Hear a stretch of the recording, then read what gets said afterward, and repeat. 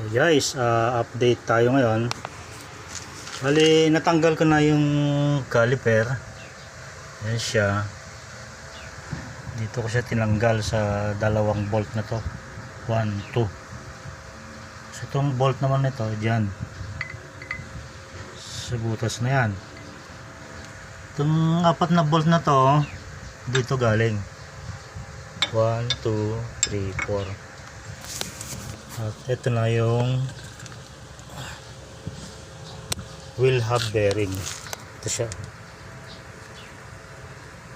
Kailangan kong alisin nitong gear na ito. Sa ABS kasi ito. Sa anti-lock brake system. Yung mga gears na to. Ito, nakikita yung mga gear na yan. Tumatama dun sa sensor dun, oh. Yan, oh. Yan. Yan. Ito yung connection niya. Para masisense niya kung pagpreno mo ay nag-i-slide ba o hindi. Dito. Bawat ngipin nito binibilang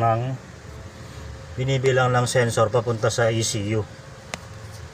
Alam niya kung pag namemreno ka ay nag-i-slide lang yung gulong o umiikot pa ganun. So magsisend siya ng signal sa ECU.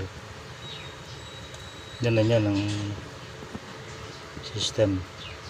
Okay, update ko kayo ulit mamaya.